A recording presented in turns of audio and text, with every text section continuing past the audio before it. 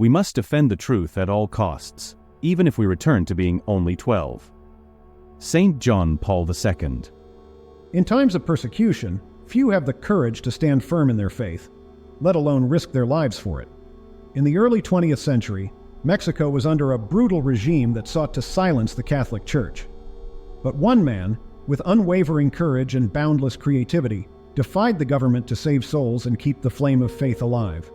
That man was Father Miguel Pro, the Mexican martyr of faith. In this video, you will discover the incredible story of a priest who, with courage and cunning, risked everything to keep the Catholic faith alive during a time of oppression. Prepare to meet Miguel Pro, the Mexican martyr of faith. Chapter 1. The childhood and vocation of Miguel Pro. Miguel Agustin Pro was born on January 13, 1891, in the small town of Guadalupe, Mexico. Raised in a devout Catholic family, from an early age he showed a deep inclination toward faith. The Mexico of his childhood still experienced a time of relative religious peace, and young Miguel grew up surrounded by Christian values that would shape his life. As the years passed, Miguel felt a strong calling in his heart to serve God as a priest. At the age of 20, he joined the Society of Jesus, the Jesuit order, known for its mission of evangelization and education. However, his priestly formation would not be easy, as Mexico would soon face one of the greatest religious persecutions in its history. In 1914, the Mexican government, under the anti-clerical regime of the Revolution, began restricting the activities of the Catholic Church, forcing seminaries and religious orders to disperse. Miguel, like many other seminarians, had to leave the country. He was sent to study in Spain, where he would complete his formation. During this time, he cultivated a deep spirituality and a great desire to serve his homeland, even in such difficult times. Miguel Pro's Jesuit training prepared him not only intellectually, but also spiritually, shaping his character for the trials to come. He stood out for his joy, sense of humor, and ability to bring comfort to those around him, qualities that would later be essential in his clandestine mission. He was ordained a priest in 1925 in Belgium after years of study and ongoing persecution in his homeland. Returning to Mexico as a priest would be a challenging and dangerous task. In 1926, the Mexican government issued the Calles Law, which completely banned public worship and intensified the persecution of Catholics. The church was forced to operate underground, and Father Miguel Pro was ready to take a central role in this effort. Miguel Pro returned to Mexico in 1926 at the height of persecution. Little did he know that his mission as an underground priest would become one of the boldest in the church's history in the 20th century. Amid danger and oppression, he chose to follow his vocation, willing to sacrifice everything for the faith that had guided him since childhood. Chapter 2.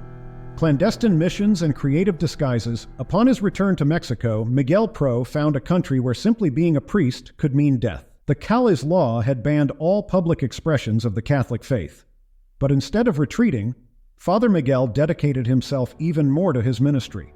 He knew that many of the faithful were without sacraments and spiritual consolation. Action was needed, and he would do so with courage and creativity. Miguel adopted an innovative approach to continue his pastoral work: disguises.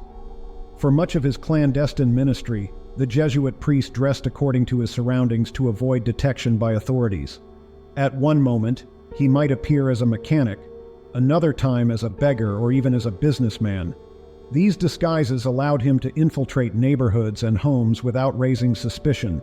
His life was a blend of tension and devotion. In a city besieged by fear, Miguel celebrated secret masses, heard confessions, and distributed the Eucharist. Private homes and hideouts became temporary churches. He often arrived on horseback or by car, always alert to avoid government patrols. Every sacrament he administered was a victory against oppression, a spiritual act of resistance. The people Miguel Pro served were mostly humble families, deeply grateful for his sacrifice. To them, he was a hero, risking everything to keep them connected to God. He often celebrated Mass in the basement of a house, with only a few people gathered around a small improvised altar. There was always the risk of being discovered, but Miguel's faith and that of the faithful were greater than the fear. Despite the constant danger, Miguel never lost his sense of humor. He often joked about his disguises, making light of his new profession when dressed as a beggar or a worker. It was as if his irreverent spirit and joy served as a shield against the despair that surrounded Mexico during that period. To those who knew him, he was an example of living faith, a priest who, even under the most adverse conditions, found strength to uplift hearts.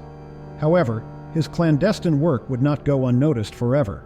The growing network of faithful he served attracted the attention of the authorities. Knowing that it was only a matter of time before he was captured, Miguel intensified his mission, fully aware that any moment could be his last mass or confession. His courage was a living testimony of his unshakable faith. Chapter 3: Capture and the Path to Martyrdom. In 1927, Father Miguel Pro's efforts to sustain the faith in Mexico caught the attention of the authorities. His clandestine activities, discreet as they were, became a target for the anti-clerical government, which viewed Catholic priests as a threat to the regime. The net began to tighten when Miguel was falsely linked to an assassination attempt on Mexican President Plutarco Elias Calles. The attack, which occurred on November 13, 1927, was actually a failed plan by the Cristero movement. Miguel Pro, who had no connection to the conspiracy, was accused of involvement due to his growing fame among Catholics. The government, without concrete evidence, used the opportunity to dismantle the network of underground priests and put an end to Miguel's work. On November 18, 1927, he and his brothers were arrested. Miguel Pro's arrest was swift and brutal. Even knowing he was innocent, he accepted his capture with impressive serenity, as if aware that this would be his path to martyrdom. The government was not interested in giving him a fair trial. In fact, they wanted to make an example of him, using his execution as a way to intimidate the church and its followers. President Calles ordered that Miguel Pro's execution be widely publicized. Photographers were summoned to capture every moment, hoping the images of his death would serve as a warning to Catholics. However, what they did not anticipate was that by documenting his martyrdom, they would create an iconic image of resistance and faith.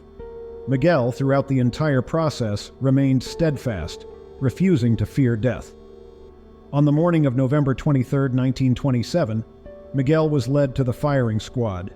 Facing imminent death, he made a final request to pray in silence. Then, with a crucifix in one hand and a rosary in the other, he stretched out his arms in the form of a cross and uttered his final words, "Viva Cristo Rey!" Long live Christ the King. These words would become a battle cry for persecuted Catholics and mark his entry into history as a martyr. The bullet that silenced him did not end his story. Contrary to what the government expected, Miguel Pro's death ignited the faith of the Cristeros and Mexican Catholics even more. The images of his execution were seen as a symbol of courage, and the news of his martyrdom spread quickly. Miguel Pro had fulfilled his mission on earth. His life, actions, and death bore witness to his unconditional love for God and the Church. Chapter 4: The impact of Miguel Pro's martyrdom. The death of Miguel Pro had an unexpected effect on the Mexican government. Far from silencing Catholics, his martyrdom sparked a wave of solidarity and faith across the country. The photographs of his execution, meant to intimidate, became a powerful symbol of courage and resistance.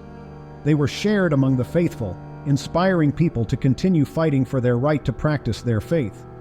The cry, "Viva Cristo Rey!", which Miguel Pro shouted before being executed, became the motto of the Cristeros, a Catholic resistance movement already forming in Mexico. Miguel's example gave new strength to the Cristeros, who continued to fight against the government's anti-clerical policies. The war, known as the Cristero War, would last until 1929, and many fighters considered Miguel Pro their martyr and model. Beyond its political impact, Miguel Pro's martyrdom had a profound spiritual effect. His courageous actions inspired thousands of Catholics to persevere in their faith, even in the face of severe persecution. He became seen as an example of someone who lived and died out of love for Christ, and his testimony of faith resonated in churches and homes throughout Mexico and eventually the world. The Catholic Church in Mexico, even forced underground, was revitalized by Miguel's sacrifice. Priests and laypeople found in his story a reason to continue practicing their faith in secret, celebrating Mass in hidden locations, teaching catechism to children, and distributing sacraments in disguise, just as Miguel had done. He became the symbol of religious resistance in times of great adversity. After his death, Miguel Pro's memory lived on among Mexican Catholics, and his fame as a martyr of Christ the King quickly spread. For years, his life and sacrifice were quietly celebrated by Catholics until the Catholic Church formally began the process of recognizing him as a blessed. The road to beatification, however, would be long, requiring evidence of miracles and a thorough evaluation of his life of virtue. In 1988, nearly 60 years after his martyrdom, Pope John Paul II beatified Miguel Pro, formally recognizing his life of faith, sacrifice, and martyrdom. During the beatification ceremony, the Pope highlighted Miguel Pro's courage in defending the faith during times of persecution and held him up as an example for all Christians facing adversity.